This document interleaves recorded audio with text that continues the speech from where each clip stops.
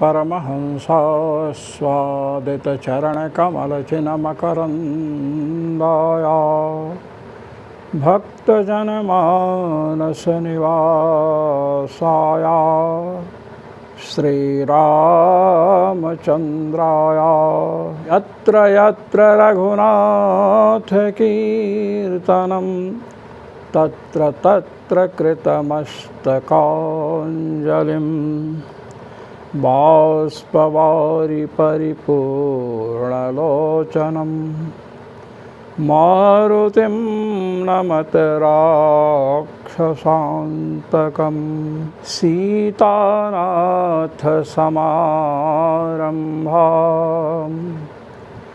रामानन्दार्यमध्यमाम् अस्मदाचार्यपर्यन्तां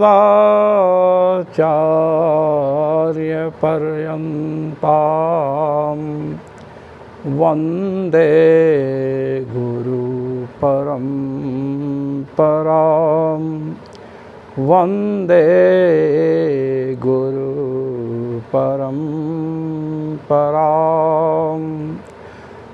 सर्वेश्वर श्रीरघुनाथो विजयते तराम। आज हम लिंग भूयस्त्वाधिकरण में प्रविष्ट हो रहे हैं। इस प्रकरण में, इस अधिकरण में भगवत्पाद श्री शंकराचार्य जी महाराज और जगत गुरु भगवत्पाद श्री स्वामी रामानंदाचार्य जी महाराज एक हैं। लिंग भूयस्त्वाधिकरण में दोनों पूज्य चरणों ने एक ही विषय को उठाया है। इधर भगवत्पाद श्री रामानुजाचार्य जी महाराज और श्री कंठाचार्य जी महाराज, इन दोनों ने एक ही विषय उठाया है। ये दोनों एक विषय को उठाते हैं, अपने अपने आराध्य को सर्वश्रेष्ठ सिद्ध करते हैं। श्री रामानुजाचार्य जी महाराज ने भगवान नारायण की श्रेष्ठता द्योतित की है, तो श्री कंठाचार्य जी ने भगवान शिव की श्रेष्ठता द्योतित की है। किंतु भगवत्पाद श्री शंकराचार्य जी महाराज और भगवत्पाद श्री रामानंदाचार्य जी महाराज यहाँ पर जो प्रकरण उठाए हैं वह प्रकरण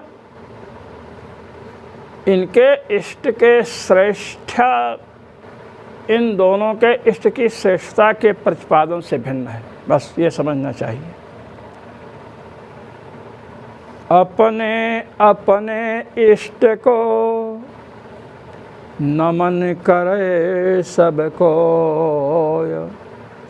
परशुराम के इष्ट को नमय समूरख होय। परशुराम देवाचार्य निम्बार्क संप्रदाय के एक बहुत बड़े सिद्ध महापुरुष हुए। श्री वृंदावन धाम में महाराज निवास करते थे। पूज्यपाद गोस्वामी जी महाराज श्री वृंदावन धाम पधारे और उन्होंने सुना कि परशुराम देवाचार्य बहुत सिद्ध महापुरुष हैं, तो उनके यहाँ दर्शन हेतु गए। परशुराम देवाचार्य जी ने इनके सिद्धाई की परीक्षा लेनी चाहिए, तो गोस्वामी जी महाराज भगवान श्री कृष्ण को प्रणाम करने ही वाले थे। तभी श्री परशुराम देवाचार्य ने कहा, नमन करे सबको, अपने अपने इष्ट को नमन करे सबको, परशुराम के इष्ट को नमे समूरख होय। अपने अपने इष्ट को सब नमन करते हैं, मुझ परशुराम के इष्ट को जो नमन करे वो मूर्ख है। तो पूज्यपाद गोस्वामी जी तो समझ गए। उन्होंने कहा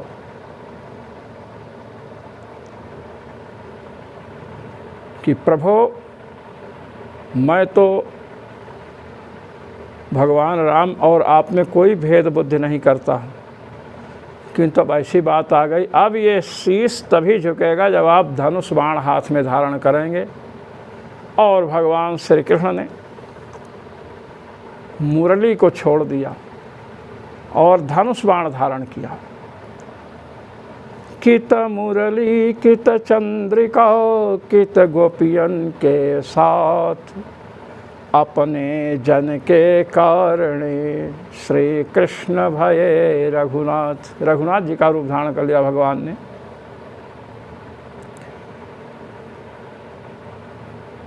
कब धारण किया? जब गोस्वामी जी ने प्रार्थना किया।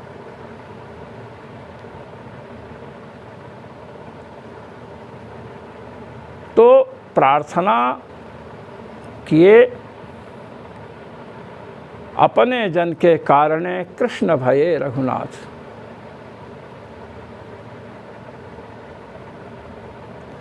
तो इसका तात्पर्य क्या है?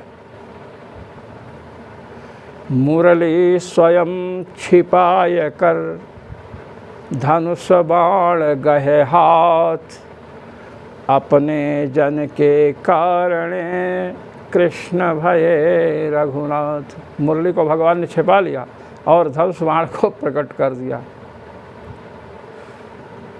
त्रेता में धनुष बाण प्रकट था, मुख्य आयुध भगवान श्री राम का, और द्वापर में बंसी। तो यह है इष्ट की बात श्री कंठाचार्य जी महाराज ने प्रतिपादित किया। लिंग अब अधिकरण में पधारें। लिंग भूयस्त्वात् तद्धि बलीयस्तदपि, लिंग भूयस्त्वात् तद्धि बलीयस्तदपि।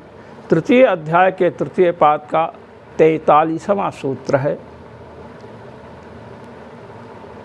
अब इस सूत्र का व्याख्यान भगवत्पाद श्री स्वामी रामानंदाचार्य जी महाराज कर रहे हैं। क्या कर रहे हैं? वाजसनेय के अग्नि रहस्य केचिन् मनश्चितादयः सांपादिका अग्नयः श्रूयन्ते। मनश्चितो वाक्चितः प्राणश्चितश्चक्षुश्चितः श्रोत्रचितः कर्मचितो अग्निचितः इति कहते हैं। वाजसनेयक अग्नि रहस्य में कुछ अग्नियां सुनाई दे रही हैं, कुछ अग्नियों का वर्णन हुआ है।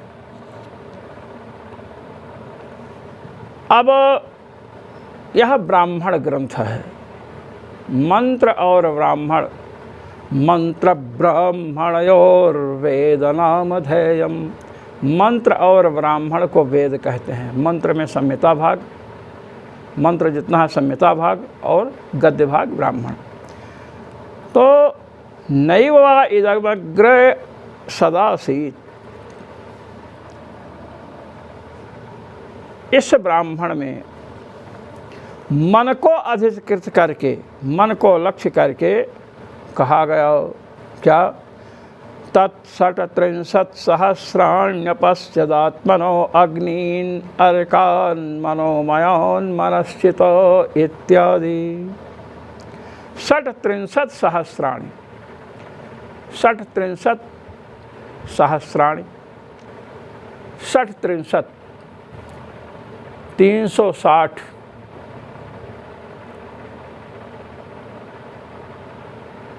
63 देखिए, 63 का अर्थ है 30, 1 63, ऐसे 31 32 33 34 35। जब 36 बोलेंगे तो क्या कहेंगे? 63 सहस्राणि, 36,000।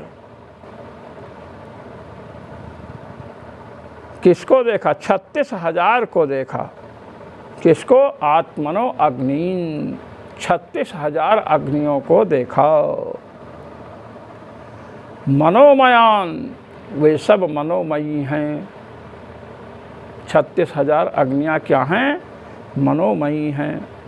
अब कि 63 सहस्राणि अग्निन, षट त्रिंशत सहस्राण में 36,000 अग्नियाँ।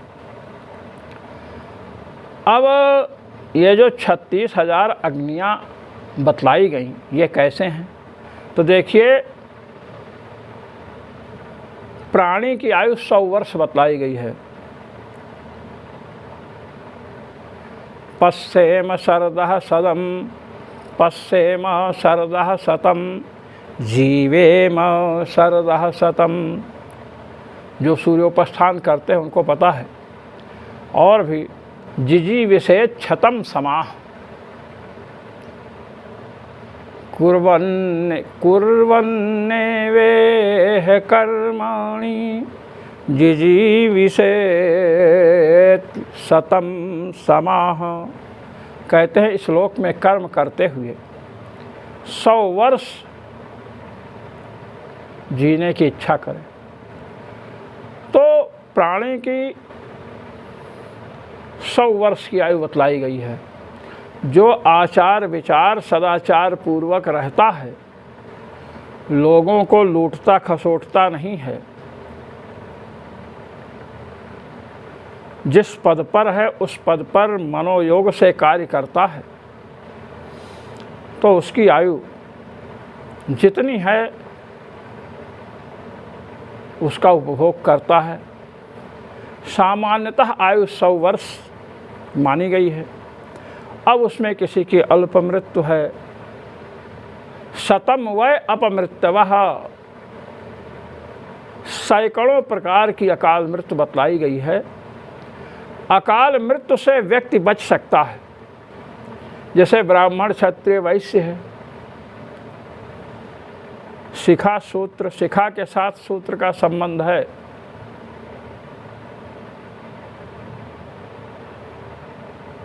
अब ये मत समझ लेना कि शूद्र शिखाधारी है तो उसके साथ भी सूत्र का संबंध कर दें। शिखा के साथ सूत्र का शास्त्रोक्त शास्त्र प्रमाणित संबंध है। अब संध्या वंदन गायत्री जप जो करते हैं तो अकाल मृत्यु से बच जाते हैं। आज हिंदुओं का जो विनाश हो रहा है, प्रातः मध्याह्न और सायं जिन्होंने अन्य मंत्रों की दीक्षा नहीं ली है, ब्राह्मण हैं क्षत्रिय हैं वैश्य हैं, इनकी बात मैं कर रहा हूँ। प्रातः काल मध्याह्न काल और सायंकाल तीनों काल के संध्या करते हो और गायत्री जप करते हो। कम से कम एक एक माला तो 3 माला गायत्री जप हुआ, तब ब्राह्मण ब्राह्मण कहलाने का अधिकारी है। अन्यथा उसका ब्राह्मणत्व उससे दूर हो जाता है। इसी प्रकार क्षत्रिय का क्षत्रियत्व द्विजत्व दूर हो जाता है। जो दूसरा जन्म हुआ है ना, माता के गर्भ से पहला जन्म, और दूसरा जन्म है जब उपनयन संस्कार होता है। ब्राह्मण क्षत्रिय और वैश्य तीनों का उपनयन संस्कार विहित है। आज ये तीनों अपने कर्म को छोड़ चुके हैं, ब्राह्मण क्षत्रिय और वैश्य। 3 काल की संध्या की बात तो छोड़ो, वैश्यों में और क्षत्रियों में यज्ञोपवीत संस्कार होता ही नहीं, चला गया। तो आपका तो द्विजत्व चला गया, केवल नाम मात्र से आप हिंदू हैं। ब्राह्मणों में उपनयन संस्कार होता है, वह भी समय से नहीं होता है। कई जगह पर है जब विवाह का समय आया तो उपनयन संस्कार यज्ञोपवीत संस्कार किए, और यज्ञोपवीत संस्कार 20 साल में विवाह किए, 25 साल में 30 साल में यज्ञोपवीत संस्कार हुआ। ब्राह्मण का उपनयन संस्कार 8 वर्ष में होना चाहिए। 8 वर्षम ब्राह्मणम उपनयित, 8 वर्ष के ब्राह्मण बालक का।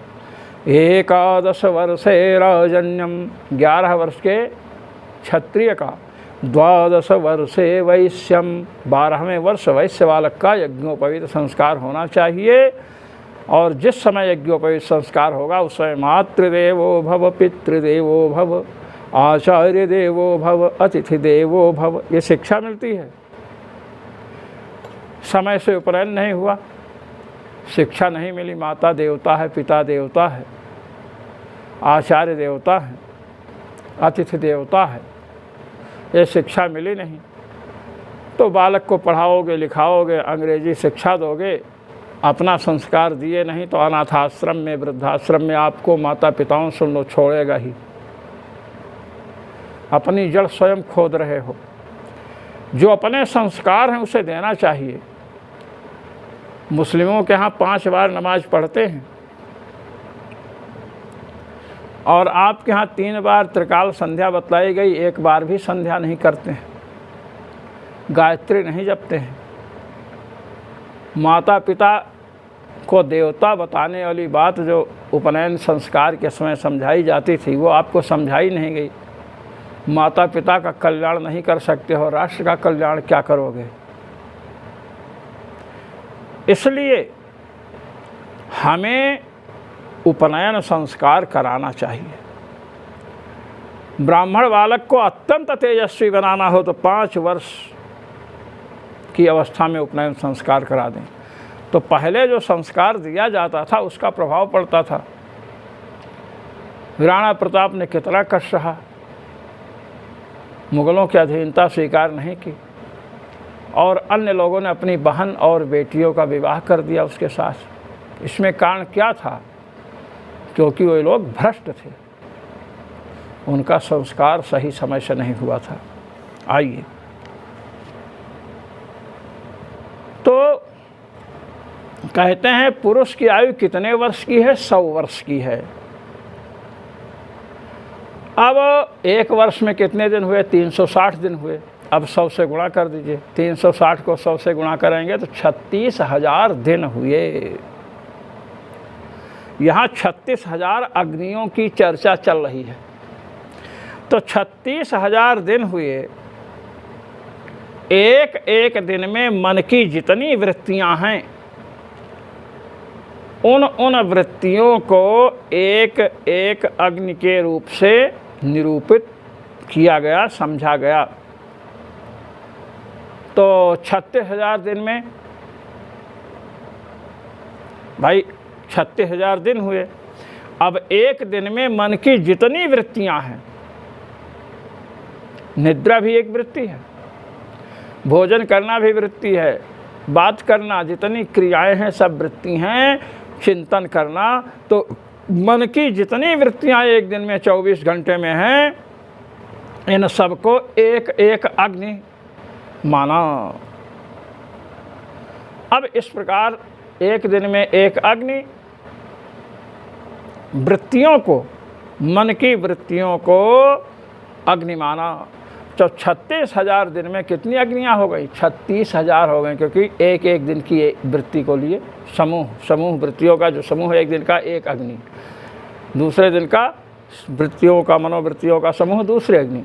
इस प्रकार 36,000 दिन में 36,000 अग्नियाँ हो गईं। अब इन अग्नियों को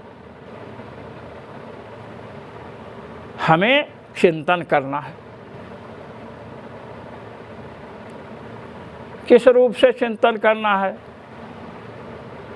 परमात्मा रूप से चिंतन, आत्मा रूप से चिंतन करिए। आत्मा में आत्मा, जीवात्मा, परमात्मा दोनों आ जाते हैं। आत्म रूप से चिंतन करना है किंवा परमात्मा रूप से चिंतन करना है। आत्म रूप से चिंतन कीजिए, प्रत्येगात्म रूप से चिंतन कीजिए अग्नियों को। ये बात यहाँ बताई जा चुकी है, बताई जा रही है। तत्षट्त्रिंशत्सहस्राण्यपश्यदात्मनो अग्नीन अर्कान् मनोमयान् मनश्चितः, ये बताया गया। अब इसी प्रकार मनश्चितः बताया गया। फिर क्या कहा गया? मनश्चितः के आगे मनश्चितो वाक्चितः प्राणचितश्चक्षुश्चितः श्रोत्रचितः कर्मचितो अग्निचितः इति। मनश्चित, मन की वृत्तियों में कहा गया, ये बताया गया। अब आप आइए, वाक्चितः, एक दिन में वाणी के जितनी वृत्तियां हैं, प्राण की जितनी वृत्तियां हैं, चक्षु की जितनी वृत्तियां हैं, श्रोत्र की जितनी वृत्तियां हैं, कर्म से, शरीर से जितने कार्य होते हैं एक दिन में, उन सबको क्या माना गया? सबको एक एक अग्नि मान लिया गया। एक एक अग्नि में वाणी, प्राण, नेत्र, श्रोत्र, कर्म और मन, इनसे होने वाली जितनी वृत्तियां हैं एक दिन में, उसमें एक अग्नि का स्वरूप माना, एक अग्नि समझा। अब 36,000 दिन, क्योंकि 100 वर्ष की आयु है, तो 36,000 दिन हुए तो 36,000 अग्नियां हो गई। इनको प्रत्यगात्मक स्वरूप से ध्यान करना है। अब यहाँ पर प्रश्न है,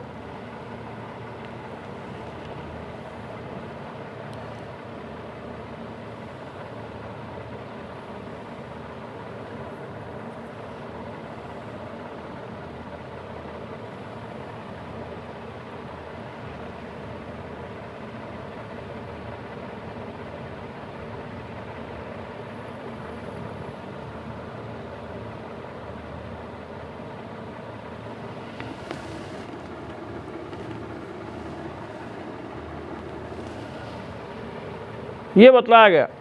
अब आप आइए, कहते तत्रायं संशयः, कहते अग्नियाँ जो बतलाई गई हैं, अब यहाँ पर एक संशय उपस्थित होता है। कहिए संशय, क्या संशय उपस्थित हो रहा है?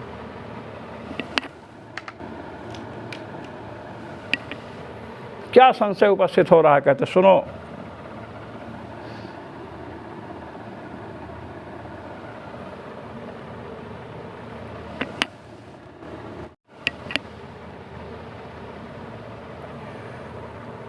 किमेतेषाम् अग्नीनां क्रियामयकृत्वं गत्वम् आहो सुविद्यामय कृत्वं गत्वमेव।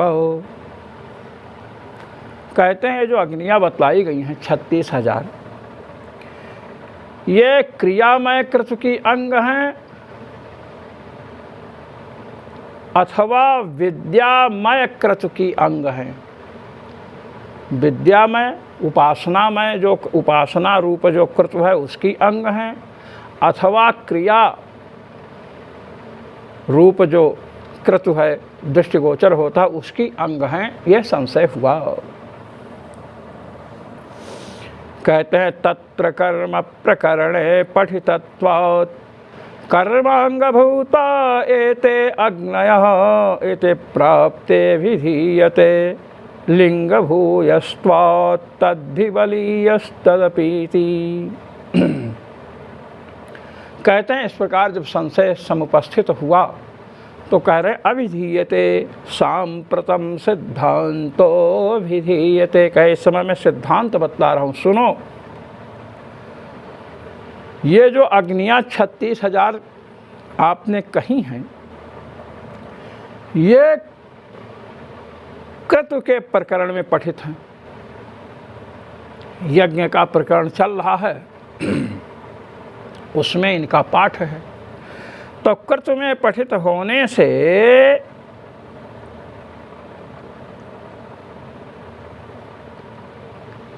प्रकरण किसका हुआ?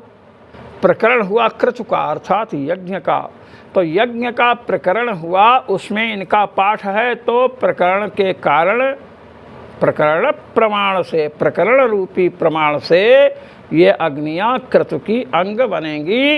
ये स्वतंत्र विद्या रूपी अंग नहीं है, स्वतंत्र विद्या रूपी अंग नहीं है।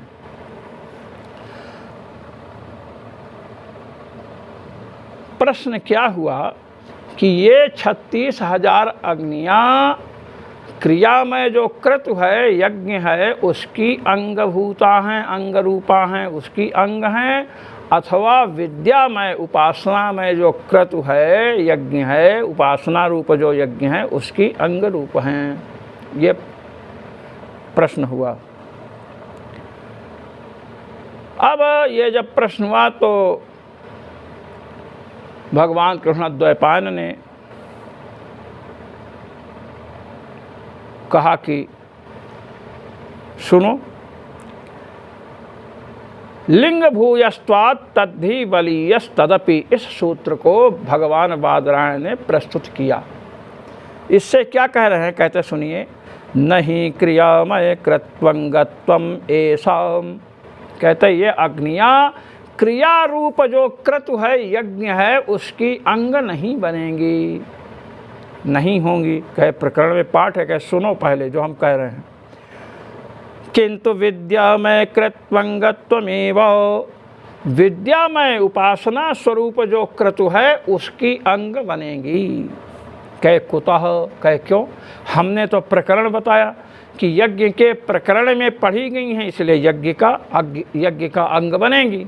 कहते हैं लिंग भूयस्त्वात्, कहे यही तो बात है, प्रकरण ही सब जगह काम नहीं कर सकता है। प्रकरण से भी भयंकर आचार्य एक से एक पढ़े हैं, प्रकरण से बलवान क्या है, लिंग।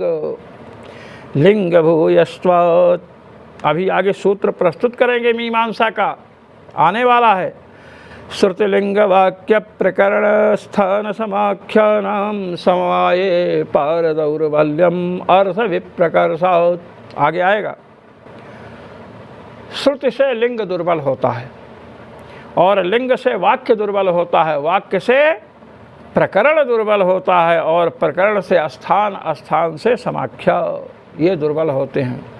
तो प्रबल कौन हुआ, समाख्या से स्थान प्रबल हुआ, स्थान से प्रकरण प्रबल हुआ, प्रकरण से प्रबल क्या हुआ, वाक्य, और वाक्य से प्रबल कौन हुआ, लिंग, और लिंग से प्रबल कौन है, श्रुति। आप कह रहे हो कि प्रकरण प्रमाण से होना चाहिए, क्रिया में कृत का अंग इन अग्नियों को जो 36,000 बतलाई गई।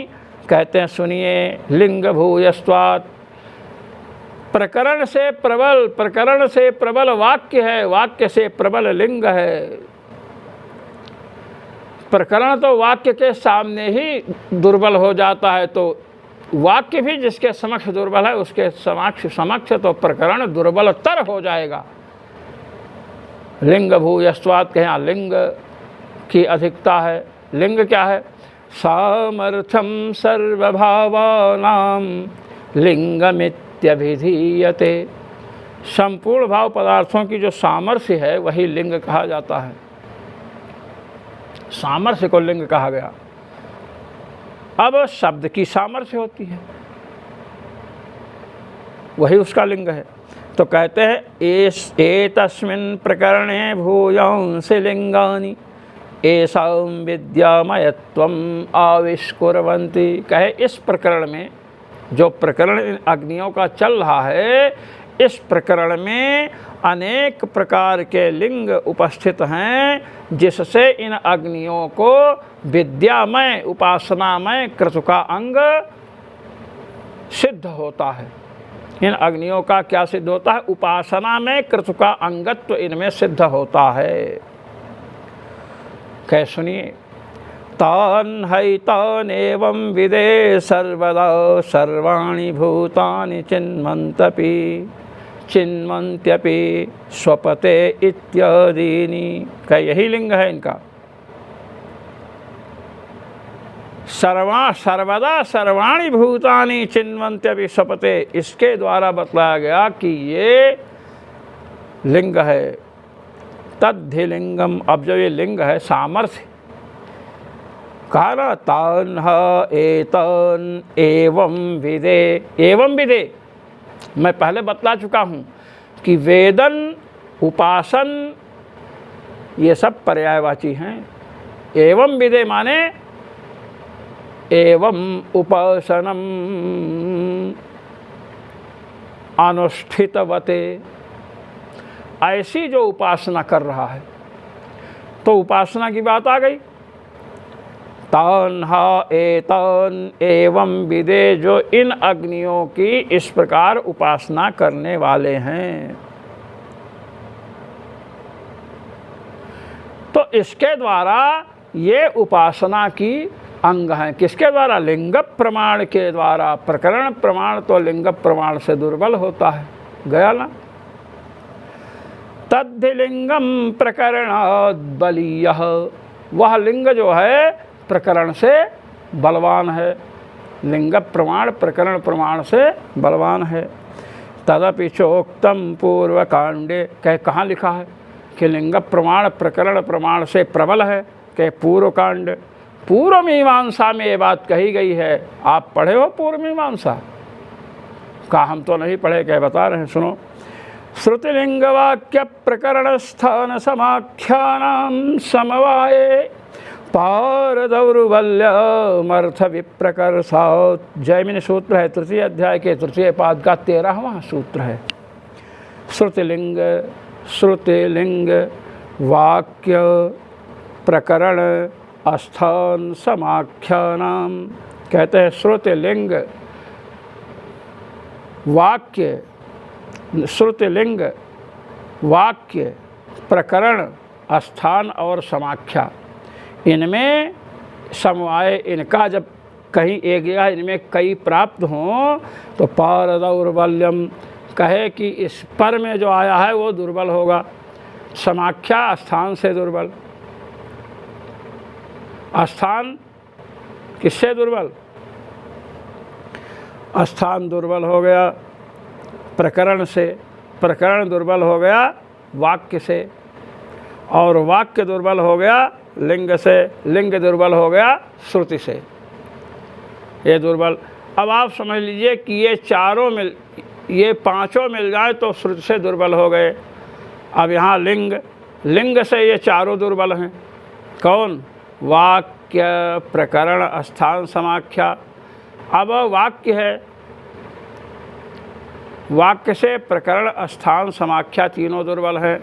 और यहाँ आइए, प्रकरण, प्रकरण से स्थान और समाख्या दुर्बल हैं, और स्थान, स्थान से समाख्या दुर्बल है, समाख्या सबसे दुर्बल है। ये ते बतला रहे हैं कि श्रुतिलिंग प्रमाण, श्रुतिलिंग वाक्य प्रकरण स्थान समाख्यानाम समवाये पार दौर्बल्यमर्थ विप्रकर्षात्, दुर्बल क्यों हैं? कहते अर्थ विप्रकर्षात्, श्रुति तो साक्षात प्रमाण है, प्रमाणांतर निरपेक्ष है, किंतु लिंग को श्रुति की अपेक्षा है। यदि श्रुति इसके विरुद्ध हो गई तो लिंग प्रमाण दुर्बल, क्योंकि इससे श्रुति का अनुमान करना पड़ेगा। वाक्य प्रमाण से भी ये सब मीमांसा का विषय है, बस जहाँ जितना यहाँ आवश्यक उतना मैंने बता दिया। अर्थ प्रकर्ष जो समाख्या है ना, वह पदार्थ प्रतिपादन में सबसे दूर है, श्रुति सबसे निकट है, क्योंकि इसको प्रमाणांतर की अपेक्षा नहीं है। आइए, इति, तो इससे क्या निकला कि जो 36,000 अग्नियों का निरूपण हुआ है, ये 36,000 अग्नियाँ किसकी अंग हैं? विद्यामय कृत की, माने उपासना रूपी कृत की अंग हैं।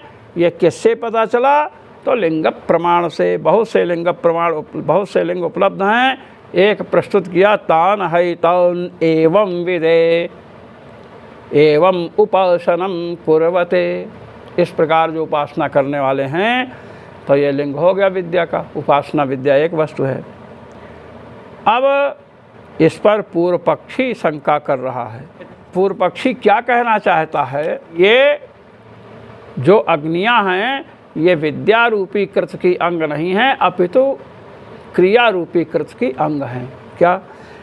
पूर्व विकल्प प्रकरणात् स्यात् क्रिया मानसवत्, तृतीय अध्याय के तृतीय पाद का 44वां सूत्र है। अत्र पूर्व पक्षी समाशंकते, यहाँ पर पूर्व पक्षी आशंका व्यक्त कर रहा है। न स्वतंत्रो अग्नि किंतु पूर्व विकल्प प्रकरण स्यात् क्रिया, क्रिया स्यात्, कहते हैं स्वतंत्र अग्नियाँ नहीं हैं, विद्या में कृत की अंग हैं। इसका मतलब आप क्या कहना चाहते हो कि क्रिया में कृत की अंग नहीं तो विद्या में कृत की अंग हैं? कहते हैं न स्वतंत्रो अग्नि ही। ये जो प्रश्न था कि अग्नियाँ स्वतंत्र हैं क्या, विकल्प दो प्रकार का है, पहले समझ लेना चाहिए। जो दो विकल्प उठाए गए कि ये जो 36,000 अग्नियों का वर्णन हुआ है, ये अग्नियाँ क्रिया में जो क्रतु है उनमें इनका प्रवेश होगा, उनकी अंग बनेंगी, अथवा ये उनका अंग, उन क्रतुओं का अंग, उन यज्ञों का अंग नहीं बनेंगी। ये स्वतंत्र हैं, विद्या स्वरूपा हैं, उपासना रूपा हैं। ये आप समझ लीजिए, ये बताया गया। अब यहाँ कहते हैं कि जो आपने कहा कि ये अग्नियाँ विद्या स्वरूप है, अर्थात विद्या में कर्ष की अंगभूत हैं, विद्या में इनका प्रयोग है। न स्वतंत्रो अग्नि ही, कहते हैं ये अग्नि स्वतंत्र नहीं है, अर्थात कृत रूपी क्रिया की अंग स्वरूपा है। ये कहने का तात्पर्य है, क्रिया में कृत की अंग स्वरूपा होगी तो अंग तो स्वतंत्र होता नहीं है, वो तो अंगी के अधीन रहता है। अंग का स्वतंत्र फल नहीं होता है। फलवत सन्निधा फलम तदंगम, ये पहले न्याय बताया जा चुका है कि फलवत जो प्रधान कर्म है उसके समीप जितने अंग हैं उनका कोई फल नहीं है, केवल वे प्रधान कर्म के उपकारक होते हैं। पंच प्रयाज दशानुयाज, ये जो अंग बतलाए गए हैं मीमांसा में, वे अपने प्रधान कर्म के उपकारक हैं, इनका स्वतंत्र अंग नहीं है। स्वतंत्र अंग माने स्वतंत्र फल नहीं है। यद्यपि इनका फल बतलाया गया है, किंतु उस फल को अर्थवाद माना गया, केवल प्रशंसा है इनकी, क्योंकि इनके बिना कर्म पूर्ण नहीं हो सकता है। अंग विकल हो जाएगा, अंग से हीन हो जाएगा, अपना फल नहीं दे सकता है। यहाँ पर बता रहे हैं किंतु क्रिया, ये अग्नियाँ स्वतंत्र अर्थात कृत रूपी क्रिया की अंग हैं, स्वतंत्र नहीं हैं। क्यों? कहे कि प्रकरण में पाठ है। कहे प्रकरण का तो हम खंडन कर चुके हैं। कहे सुनिए, पूर्व विकल्प प्रकरणात् स्यात् क्रिया मानसवत्। कहे मैं दृष्टांत दे रहा हूँ। इष्टकाभिरग्निं चिनुते इति प्रकृतस्य पूर्वस्य क्रियामयस्य यज्ञेः। कहे पूर्व में आया है इष्टकाभि अग्निम चिनुते। ईंट होती ना, ईंट से अपना बना करके हवन कुंड इत्यादि अग्नि से बनाया, ईंट से। और क्रिया में जो अग्नि है, अग्नि का चयन किया, तो अग्नि का चयन, अग्नि चयन एक क्रिया है। तो अग्नि चयन जो किया है, यहीं पर इष्टिका से चयन हुआ।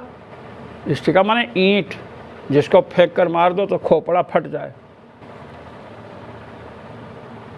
तो कहते हैं क्रिया में जो अग्नि है,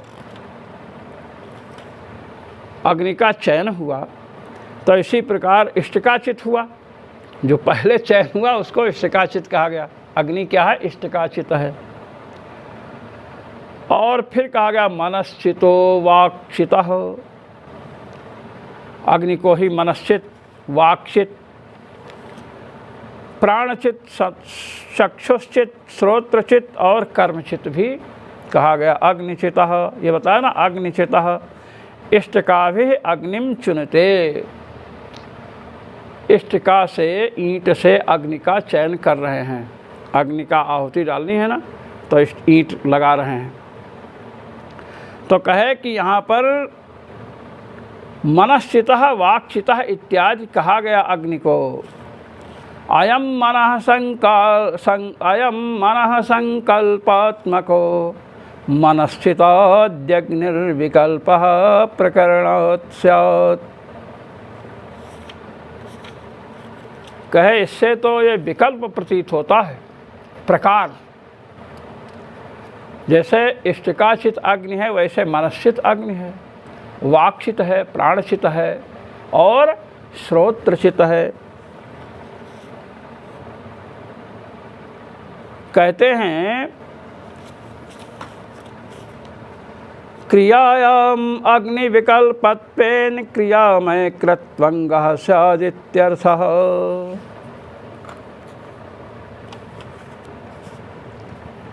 प्रकार बतलाया गया, इष्टकाचित, मनश्चित, वाक्चित, प्राणचित, चक्षुश्चित, श्रोत्रचित। तो जो इष्टकाचित अग्नि, मनश्चित, ते प्रकार ही तो बताया जा रहा है। एक अग्नि इष्टकाचित है, एक अग्नि मनश्चित है, एक अग्नि वाक्चित है, ये प्रकार ही तो बतला रहे हैं। अब इष्टकाचित जो अग्नि है वह क्रतु की अंग है। क्रिया में जो क्रतु है, यज्ञ है, उसकी अंग स्वरूपा है। तो उसी का भेद ये भी है, एक प्रकार विशेष, इसलिए यह भी क्रिया में कृत की अंग बनेगी। वही बता रहे हैं, विद्या रूपाणामप्येषां क्रियामय कृत्वंगत्वम उपपद्यत एव। यद्यपि ये विद्या रूपा हैं, उपासना स्वरूपा हैं, अग्नियाँ उपासना की बात कही गई है, फिर भी ये क्रिया में कृत की अंग हैं। क्यों अंग हैं? इष्टकाचित अग्नि जैसे कृत्वंग है, वैसे ही उन्हीं का एक भेद विशेष है। भेद विशेष माने उन्हीं के प्रकार इनका है। मनश्चित भी अग्नि है, वाक्चित भी अग्नि है। तो इष्टकाचित अग्नि, उसी प्रकार एक मनश्चित अग्नि है, उसी प्रकार एक वाक्चित अग्नि है, प्राणचित अग्नि है, चक्षुषित अग्नि है, श्रोत्रचित अग्नि है। तो प्रकार ये है, वर्णन किया जा रहा है अनेक प्रकार का। तो जैसे इष्टकाचित अग्नि कृत का अंग है, वैसे ये भी कृत की अंग होंगी, ये बतलाया। रही बात, आपने कहा था कि लिंग प्रमाण से ये विद्या की अंग है और लिंग प्रमाण प्रकरण प्रमाण से प्रबल होता है, ये बात आपने कही थी। कहते हैं जिसको आप लिंग प्रमाण कह रहे हो वो अर्थवाद वाक्य है, प्रशंसा परक वाक्य है। तौन है तौन एवं विदे, आपने कहा ना, ये तान है तान एवं विदे सर्वदा सर्वाणि भूतानि चिन्वन्त्यपि। जो इस प्रकार का उपासक है उसके लिए संपूर्ण प्राणी अग्नि का चयन करते हैं, ये अर्थवाद वाक्य है। तो अर्थवाद वाक्य को लेकर और उसको प्रकरण को लिंग कह करके उसके बल से आप प्रकरण को दुर्बल नहीं कह सकते हो। वो तो अग्नियों का प्रशंसा परक है, प्रस्तावक है, स्थावक है। लीजिए, तत्र दृष्टांतः, ये कैसे अंग है ये मैं बतला रहा हूँ। दृष्टांत है मानसवदिति, सूत्र है ना। सूत्र क्या है? पूर्व विकल्प प्रकरणात् स्यात् क्रिया मानसवत्। तृतीय अध्याय के तृतीय पाद का 44वां सूत्र है। मानसवत बतलाया। कहते सुनिए, द्वादशाहे दशमे हनि अविवाक्ये विद्यारूपस्यापि मानसग्रहस्य क्रियायाः प्रकरणत्वात् तदंगतः संपद्यते तद्वदिहापि। कहते सुनिए, 12 दिन में संपाद्य जो कर्म है, 12 दिन में जिस कर्म का अनुष्ठान किया जाने वाला है, उसमें जो 10वां दिन है, 10वें दिन में अविवाक्य है, उसमें विद्या रूप जो मानसग्रह है, विद्या रूप माने उपासना रूप जो मानसग्रह है, उसको क्रिया का क्रतु का प्रकरण चलने से क्रतु का अंग माना गया है। मानसग्रह है, मन से चिंतन किया गया। क्या मन से चिंतन किया गया?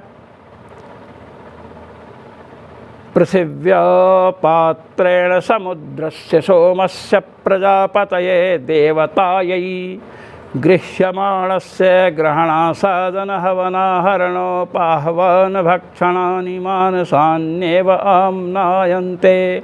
कहते सुनिए, 12 दिनों में साध्य जो कर्म विशेष है, उसमें जो 10वां दिन है, उस 10वें दिन के जो कर्म वर्णित किए गए हैं उसमें अविवाक्य में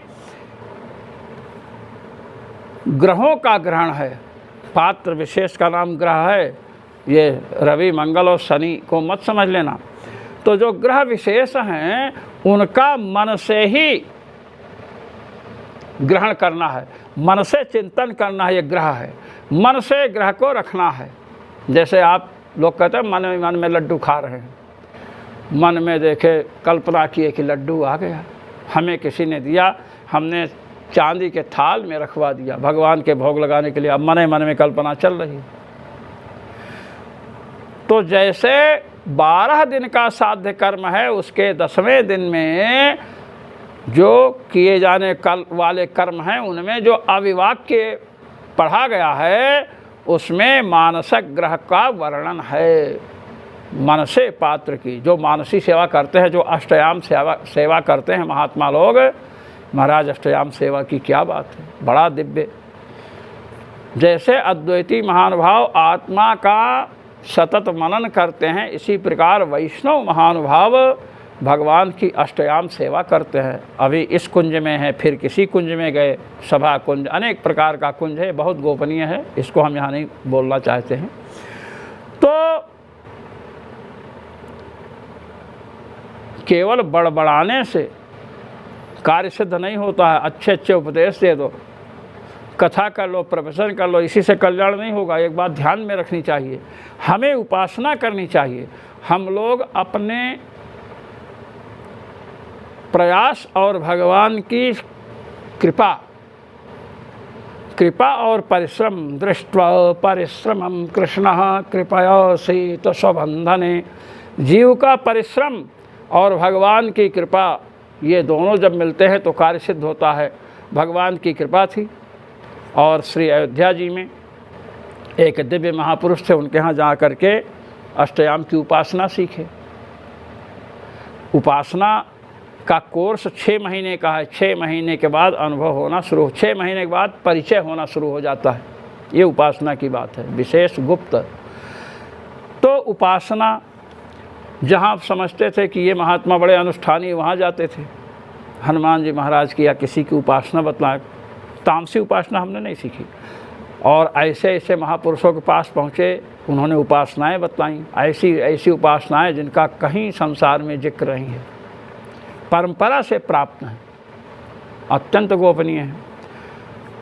उसका अवलंबन मिला सद्गुरुओं की कृपा से।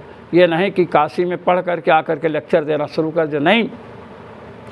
उपासना करने वाला साधक यदि तपस्वी नहीं है, विद्वान यदि तपस्वी नहीं है तो विलासी हो जाएगा, और साधक यदि विद्वान नहीं है तो जड़ हो जाएगा। इसलिए साधना और विद्या दोनों का समानाधिकरण होना चाहिए, दोनों होनी चाहिए। साधना है, विद्या नहीं तो भी कमजोरी है, विद्या है और साधना नहीं है तो एकदम बेकार है। इसलिए विद्या और साधना दोनों का सामंजस्य जब हो, दोनों व्यक्ति में हो, तभी कार्य होता है। अस्तु, ये बतला रहे हैं कि जो मानसिक ग्रह है, मन के द्वारा ग्रह को ग्रहण किया और मन के द्वारा ग्रह माने पात्र को रखा, और उस में क्या किया, हवनीय पदार्थों को डाला, और जो भी कार्य करना हुआ, जितने कार्य ग्रह के द्वारा हुए मानसिक ग्रह के द्वारा, उस मानस ग्रह को क्रिया का कर्तु का अंग वहाँ कहा गया है। कर्तु का अंग तभी न वो होगा। अब मानस बात बताई गई है कि मन से करो, मन से करो, अविवाक्य में। अब यहाँ पर भी उपासना ही है, उपासना मन से होगी। तो जो 36,000 अग्नियाँ बतलाई गई हैं, ये जो विद्या में कर्तुकांग आप कह रहे हैं उपासना रूपा हैं, तो जैसे मानस ग्रह, मन से ही ग्रह का संपादन इत्यादि होता है, इसी प्रकार मन से ही इन अग्नियों का चिंतन करना है। तो जैसे मानस ग्रह उस क्रतु का अंग बना है, वैसे ये अग्नियाँ भी क्रतु की अंग बनेंगी, ये बात बतलाई। अब कह रहे हैं अतिदेशाच्च, तृतीय अध्याय के तृतीय पाद का 45वां सूत्र है। ये अतिदेशाचा सूत्र के द्वारा अब इसका खंडन कर रहे हैं। कहते सुनिए, किसका खंडन कर रहे हैं? अभी तक मंडन किसका हुआ कि ये कृत रूपिणी क्रिया की अंग स्वरूपा हैं। खंडन कर रहे हैं विद्या में कृत की अंग नहीं है इसका। कहते हैं मनश्चितादीनां तेषां एकैकोऽग्निस्तावान् यावानसौ पूर्वः इति पूर्वेण इष्टिकान्वितेन अग्निना मानसाग्नीनां सादृश्यस्य अतिदेशाच्च तेषां क्रियाशेषत्वं प्रतीयते। कहते देखिए, मनश्चित, वाक्चित, प्राणचित, चक्षुश्चित, श्रोत्रचित, ये जो अग्नियाँ कही गई हैं इनके लिए वहीं पर कहा गया है तेषाम, मन 36,000 जो अग्नियाँ हैं, तेषाम एकैको अग्नि, 36,000 अग्नियों में एक एक अग्नि ही तावान वैसी ही है यावानसौ पूर्वः, जैसे इसके पूर्व में इष्टिका भी अग्निम चुनते से जो इष्टिकाग्नि कही गई है वह है। तो इससे क्या निकला भाई?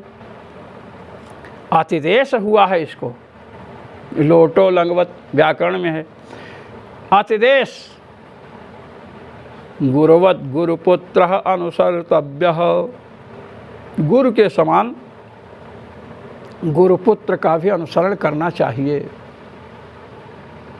गुरु जी का सम्मान कर रहे हैं और गुरुपुत्र आया तो लेकर लाठी दौड़ रहे हैं, ऐसा नहीं, उनका भी सम्मान गुरु भाव से ही करना चाहिए। गुरुवत गुरुपुत्र अनुसर्तव्य, गुरु जी के समान गुरुपुत्र जो है गुरु जी के समान कहा गया। तो यहाँ पर जो इष्टकाग्नि है उसके समान मनश्चित, वाक्चित, प्राणश्चित, चक्षुश्चित, श्रोत्रचित अग्नियाँ कही गई। ये अतिदेश है, उसके समान है।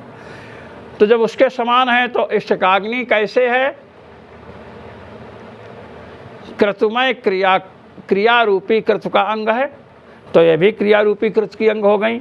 अतिदेश किया गया है तो ही बता रहे हैं मानसाग्नीनां सादृश्यस्य अतिदेशात्, ये मानसाग्नि है। ऐसा है कि मन की ही वृत्तियों में, एक एक दिन की वृत्तियों में ये किया गया ना, ये मनश्चित है, वाक्चित है ये। तो मानसाग्नीनां सादृश्यस्य अतिदेशाच्च, मानसाग्नियों का सादृश्य बताया गया, जैसे वो है यावानसौ पूर्वः, जो पूर्व की अग्नि है वैसे ये भी हैं। तो सादृश्य का आदेश दिया गया, सदृश बताया गया ना मानसाग्नि को। तब जब इष्टकाग्नि के सदृश मानसाग्नि है तो इष्टकाग्नि क्रतु का अंग है, तो ये भी क्रतु का, क्रिया में क्रतु के अंग होंगी ही ये।